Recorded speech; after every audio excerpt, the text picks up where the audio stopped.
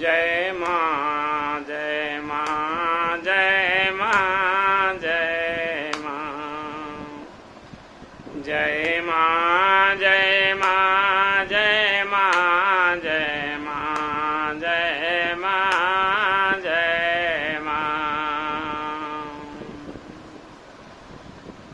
सूझहि रामचरित मनि मानिक गुपत प्रगट जाजो जय खानिक।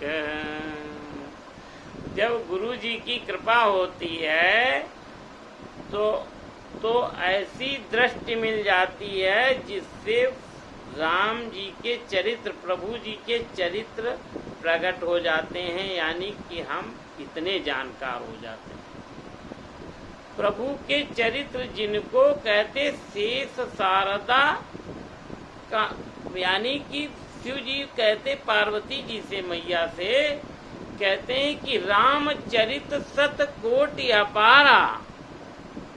इतने करोड़ों प्रभु के चरित्र हैं कि सुति शारदा न वर्णय पारा, यानी कि शेष नाग जी और माँ सरस्वती स्वयं वर्णन करें और निरंतर करें तो भी वर्णन नहीं कर पाए, ऐसा सिद्ध है।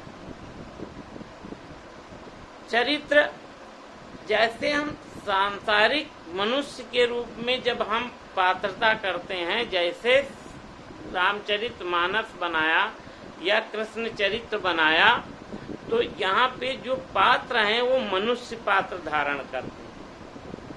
मनुष्य रूप में मनुष्य जो है भगवान का पात्र धारण करते हैं, या उसमें जितने भी विभाग हैं और जितने पात्र हैं सब में मनुष्य उसका रूप धारण करते हैं, लेकिन वो स्वयं नहीं वैसा होते, पात्र धारण करते हैं। उसका निर्देशक कोई दूसरा होता, लिखने वाला कोई दूसरा होता, पात्र कोई दूसरा होता है।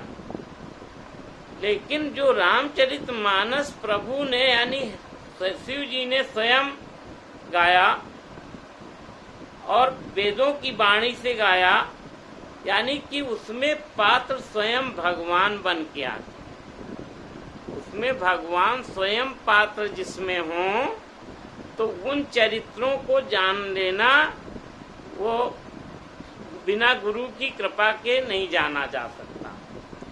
जैसे माँ कौशल्या और मनु ने और शत्रुपा जी ने जब वरदान मांगा तो प्रभु से कहा बाल रूप में आप हमारे बालक बन के आइए, तो प्रभु ने उनको आशीर्वाद दे दिया, वरदान दे दिया, कहा ठीक है हम बालक बन के आए। नहीं, भक्त के लिए प्रभु अवतार ले लेते हैं और जब वो प्रकट होते हैं तो माँ उनको नहीं समझ पाती। कैसे? यानी वहां तो वरदान मांग लिया प्रभु से, लेकिन प्रभु के मर्म को नहीं जाना। तो यहाँ हुआ दुई बालक देखा, मति भ्रम मोर की आन विषेका। माँ कहती हैं कि एक जगह तो हम अभी नहला धुला करके पलना में लिटाए आए हैं, सुलाए हैं, और एक जगह यहाँ जब पूजा करने लगी तो वो जो है लड्डू खा गए सब, यानी पूरा प्रसाद वो खा गए जब उन्होंने भोग लगाया। तो बार बार देखती हैं कि ये भोग किसने खा गए, यानी कि देखा प्रभु खा रहे हैं, यानी प्रभु राम जी खा रहे हैं। और वहां जब गई फिर दोबारा तो वहां देखती हैं यहाँ तो हमने सुलाया है, सो रहे हैं प्रभु जी।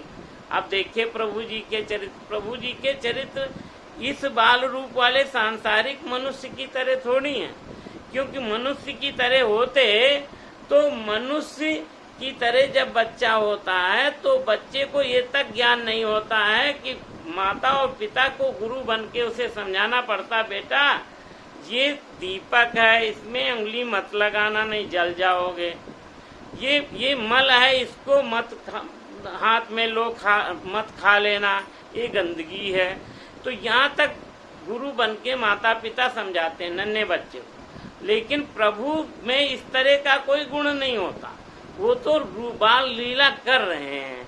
तो वो जब यहाँ पर भी हैं वहाँ पर भी हैं, तो मति भ्रम होती है माँ की और समझ नहीं पाती। इसी तरह के उन्होंने बाल चरित्र या और लीलाएं तमाम ऐसे चरित्र किए हैं जो हम मनुष्य रूप होकर के सीधे सीधे ये कह देते हैं कि जब भगवान को भी कष्ट पड़ गया तो विधाता की कौन कहे। प्रभु को कष्ट नहीं होता, प्रभु कष्टकारक है ही नहीं, वो तो प्रेम के भूखे हैं। प्रेम भाव से ही वो जगत में आते हैं।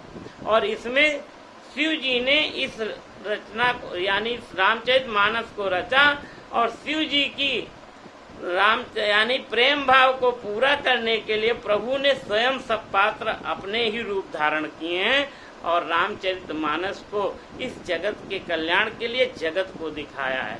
बोलो जय श्री राम।